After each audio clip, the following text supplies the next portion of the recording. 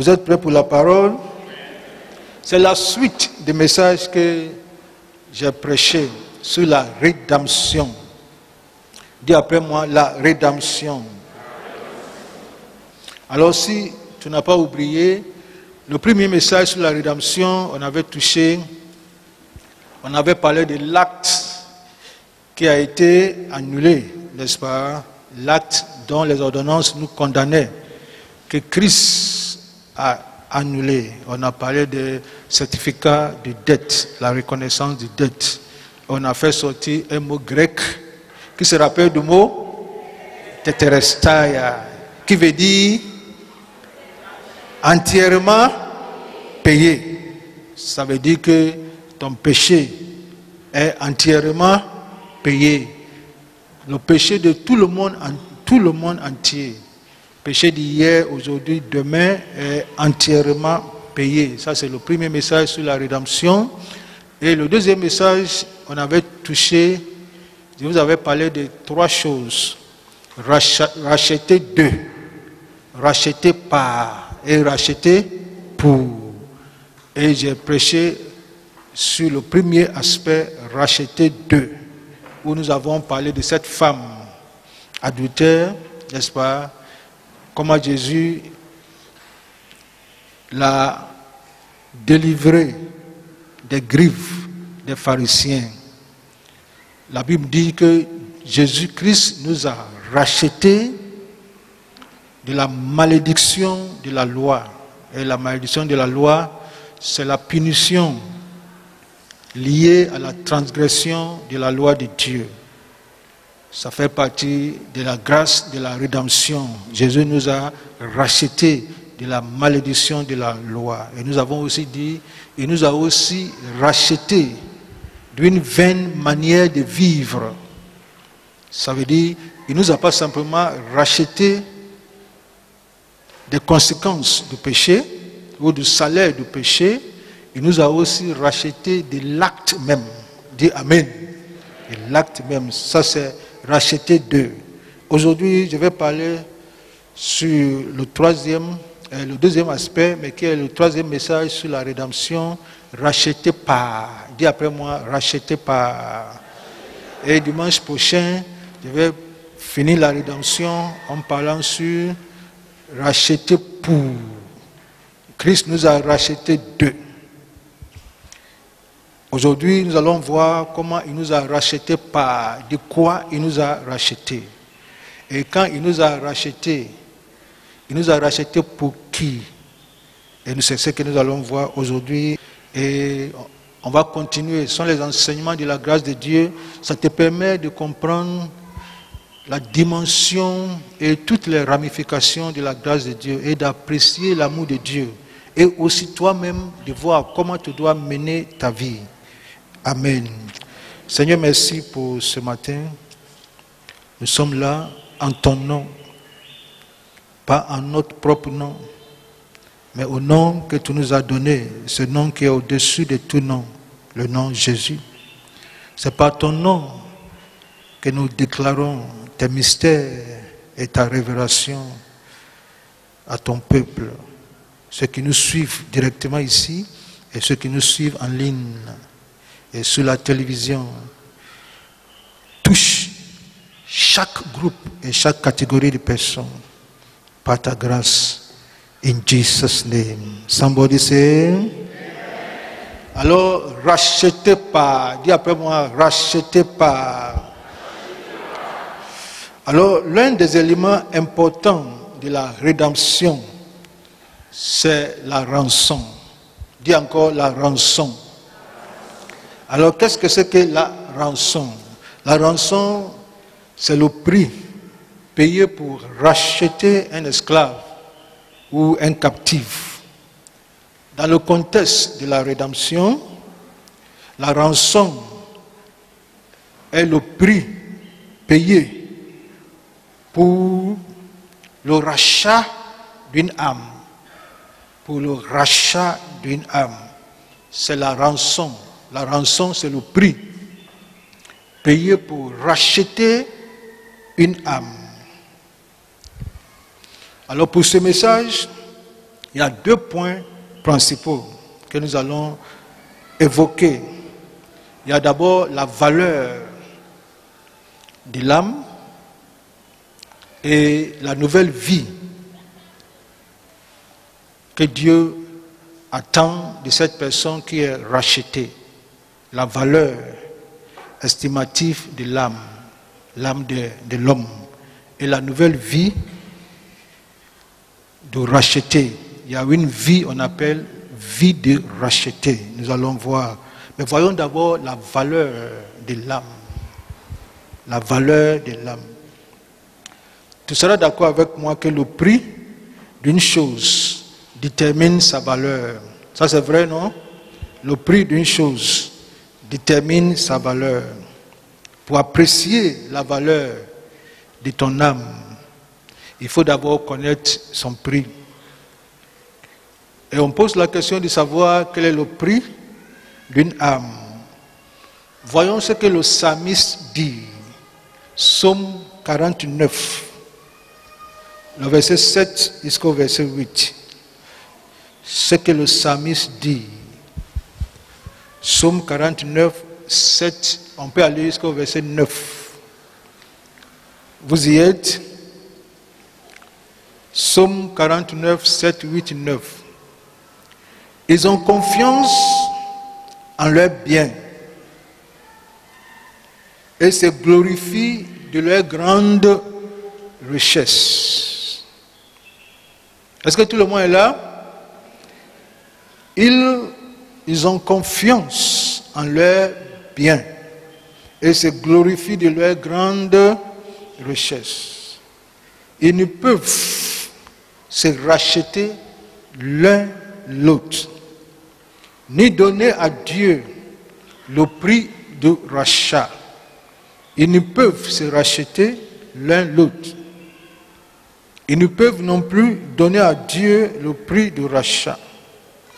Le rachat de leur âme, dit le psalmiste, est cher et n'aura pas lieu. Et le rachat n'aura pas lieu parce que le prix est cher. J'ai lu le verset 9 de la version Obstaval. Car le rachat de leur âme est trop cher et il ne se fera jamais. Voici la révélation que le psalmiste a eue. Le psalmiste dit, le rachat de notre âme est trop cher.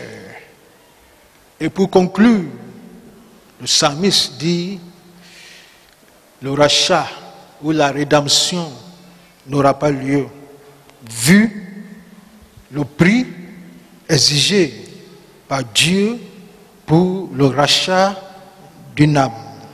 Le psalmiste a conclu, n'aura pas lieu.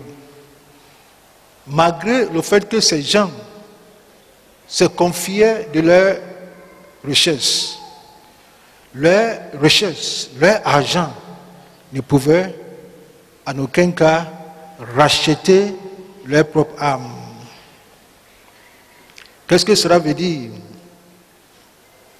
Cela veut dire que personne, quelle que soit sa richesse, ne peut payer le prix exigé pour le rachat de sa propre âme. Et écoute ce que Jésus va dire.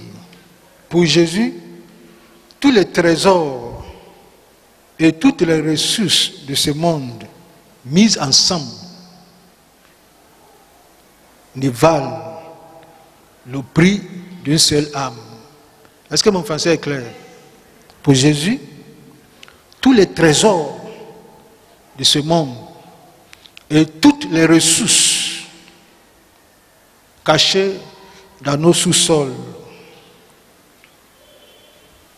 de tous nos pays mis ensemble, ne valent le prix d'une seule âme. Et Jésus va dire en ces termes, que servira-t-il à un homme de gagner tout le monde s'il perdait son âme? Et il dit encore, que donnerait un homme en échange de son âme. Ça c'est Matthieu 16, le verset 26. Que puisse donner un homme en échange de son âme? Rien.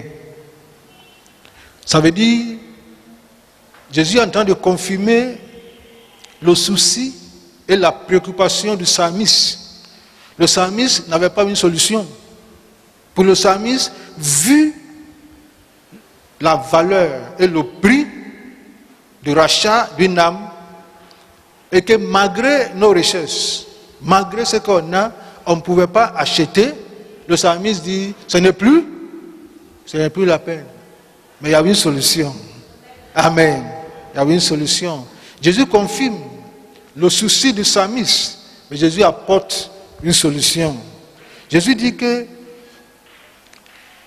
ton âme, toi qui es là, tu vaux mieux que les trésors de tout le monde et de tout ce monde et de toutes ces richesses mises ensemble. Toi, tu veux mieux.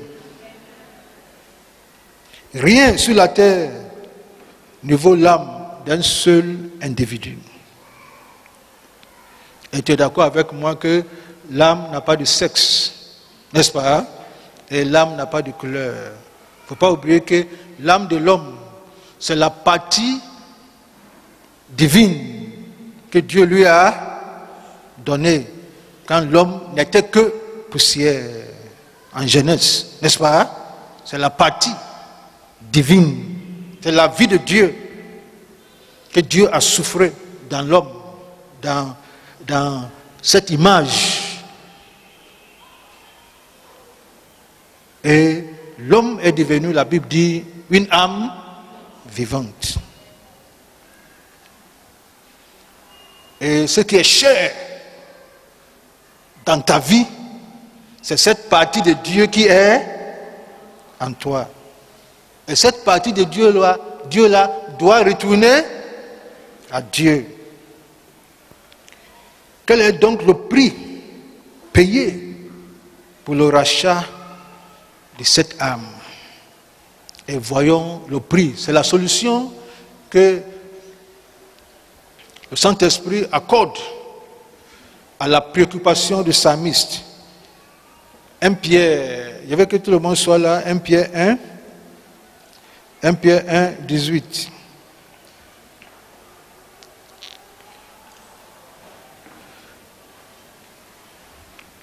Est-ce qu'on se suit? 1 Pierre 1, 18 et 19. La Bible dit, c'est l'apôtre Pierre qui parle, sachant que ce n'est pas par des choses périssables, par de l'argent ou de l'or, que vous avez été rachetés. Vous avez été rachetés de quoi? De la vaine manière de vivre que vous aviez hérité de vos pères. Ce n'est pas par des choses périssables, par de l'argent ou de l'or, mais par le sang précieux de Christ, comme d'un agneau sans défaut et sans tache, prédestiné avant la fondation du monde. Oh, j'aime ça. Prédestiné avant la fondation du monde et manifesté à la fin des temps. À cause de qui? À cause de vous. Alors Pierre nous dit, la rédemption, il y a un prix pour la rédemption. Si toi, tu ne peux pas te racheter, ça ne veut pas dire que tu n'es pas rachetable. Tu es rachetable. Mais tu n'es pas rachetable par des choses périssables. Quelles sont les choses périssables? L'argent est... Ça veut dire que l'or ne peut pas t'acheter, pétrole ne peut pas t'acheter, diamant ne peut pas t'acheter. La seule chose qui a pu t'acheter ou bien te racheter, c'est le sang de qui? Le sang de Georges Amouakou. Le sang de qui? Le sang de qui? C'est le sang de Jésus. Le sang précieux. Et Pierre précise. Le sang précieux, sans défaut. Et c'est grâce à ce sang que nous sommes. Alors nous sommes rachetés par. N'oublie pas que le thème c'est racheté par. Nous sommes rachetés par quoi? Par le sang précieux. Qu'est-ce que ça veut dire? Ça veut dire, si on te pose la question, combien vaux-tu? Ou bien combien vaut une âme? Quelle serait la réponse? Une âme vaut la vie de Dieu. Dis-moi Amen. Une âme vaut la vie de Dieu. Toi, tu vaux, aide-moi, la vie de Dieu. Ton prix là, c'est la vie de Dieu. Si quelqu'un veut t'acheter, ça dit d'abord même là, personne ne peut te racheter. Personne. Le psalmiste, malgré leur argent, dit que la rédemption n'aura pas lieu. Parce que quand ils ont vu le prix exigé, mais Pierre dit, la rédemption aura lieu. Il y a un prix. Mais ce prix-là, c'est la vie. C'est la vie. Alors, si on te demande, toi, tu coûtes combien? Tu coûtes la vie de Dieu. Tu coûtes combien? La femme qui est en train de vendre banane braisée, elle coûte combien? Elle coûte la vie de Dieu. La folle, que tu vois que c'est une folle, qui marche là-bas, là, en train de parler là, elle coûte la vie de Dieu. C'est ce qu'il faut comprendre. Tu sais, la rédemption, si tu ne comprends pas la rédemption, l'Église va perdre sa priorité. Le prix pour cette folle est déjà payé. Mais est-ce qu'on doit la laisser folle? Oui ou non? Non. On doit lui envoyer l'évangile qui va la délivrer de la folie. Dis Amen. Le prix est déjà payé. On peut racheter un esclave 2 fois. On peut racheter un captif 2 fois. Joseph, on l'avait racheté de ses frères. Ceux qui l'avaient racheté l'ont revendu à Potiphar. Mais on ne peut pas acheter une âme 2 fois. Est-ce que mon français est clair? Parce que le rachat d'une âme, c'est une rédemption éternelle. Pour qu'on te rachète encore, il faut que Jésus revienne mourir encore. Parce qu'il n'y a pas un autre prix qui est au-delà, plus élevé que le prix qui a été utilisé pour ton rachat. Lève la main et dis, je vaux la vie de Dieu. Oh, dis ça haut et fort. Tu es si cher qu'il a fallu la vie de Dieu le Fils pour ta rançon. N'oublie pas, je dis que la valeur d'une chose est déterminée par le prix. Tourne vers ton prochain, dis-lui, tu vaux la vie de Dieu. Tu n'es pas moins cher. Il ne faut pas te faire moins cher. Tu vaux la vie de Dieu. Jeune fille, tu vaux la vie de Dieu. Il ne faut pas te vendre moins cher. Jeune cadre, tu vaux la vie de Dieu. Il ne faut pas te rendre moins cher. Rien n'est au-delà du prix exigé pour ta rédemption, pour ton rachat. Combien de fois tu es précieux aux yeux de l'Éternel. Écoute ce que l'apôtre Paul dit. En lui, nous avons la rédemption par son sang. Éphésiens 1, le verset 7. En lui, en qui? En Christ, nous avons la rédemption. Par. Il ne faut pas oublier que le terme c'est racheter par. Nous avons la rédemption, on y va ensemble, par son sang. La rémission de péché, selon la richesse de sa grâce. Personne d'autre ne peut te racheter. Personne d'autre ne peut te racheter encore entre les mains de Christ pour en faire un nouveau esclave. Ça n'existe pas. Est-ce que tu sais pourquoi? Tout simplement parce que celui qui voudra te racheter doit proposer un prix plus élevé que celui payé par Christ. Et c'est une chose impossible. C'est une chose impossible.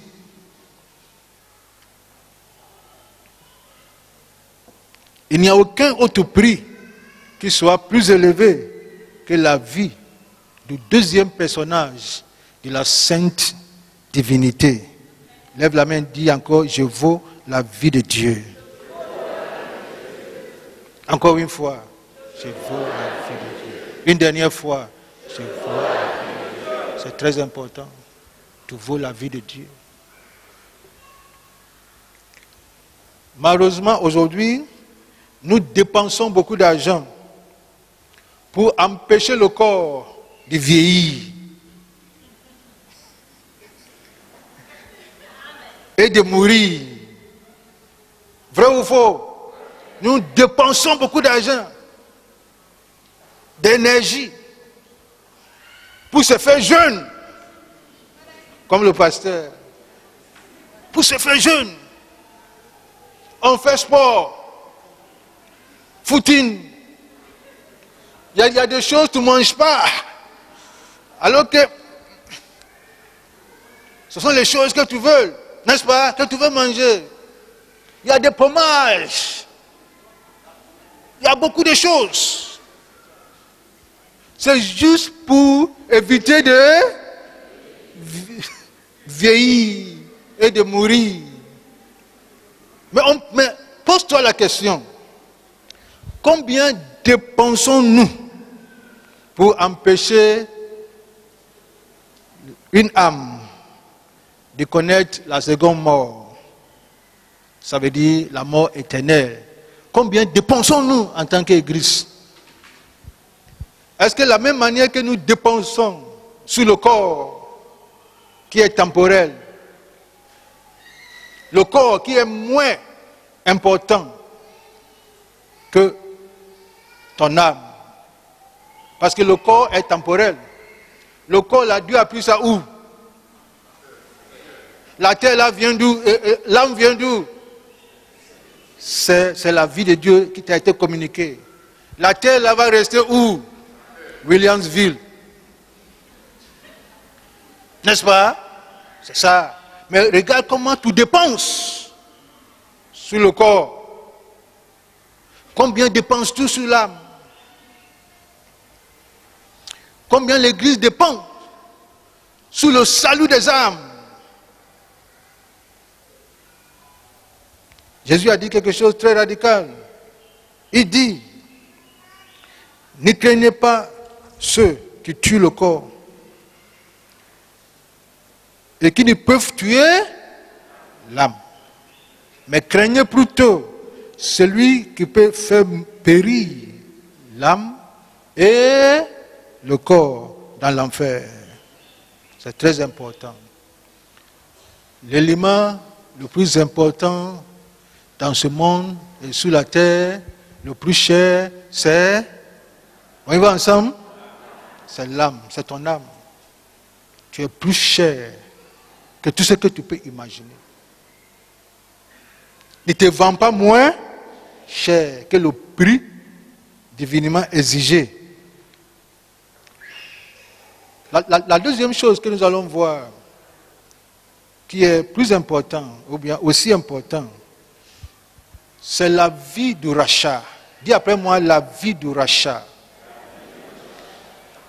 Vous savez, Dieu ne nous a pas rachetés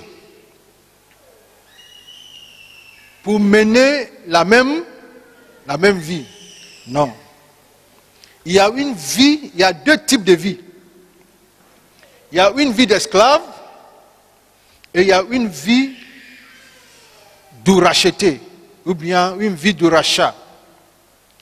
La vie du racheté, la personne on appelle racheté, c'est la personne qui a été rachetée par Christ. Autrement dit, quelqu'un qui a donné sa vie à Christ. Cette personne est un racheté de Dieu. Alors il y a deux types de vie. Suis-moi bien.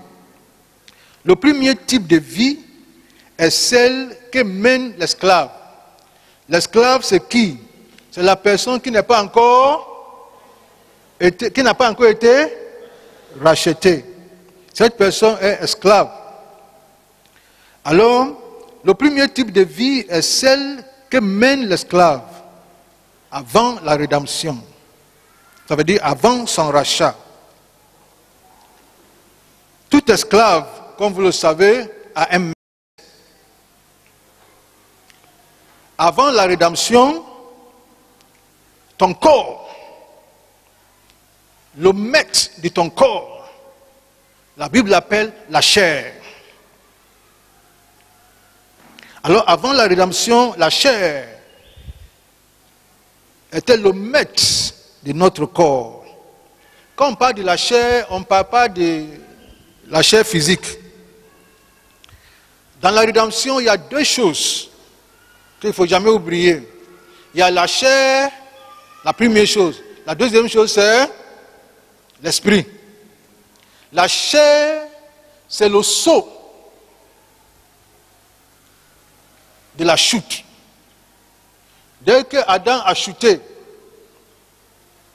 il y a une nature qu'on appelle la nature pécheresse. C'est ça qu'on appelle la chair, qui s'est manifestée en lui. Cette nature a ses désirs, a ses exigences et a ses réclamations. On se communique.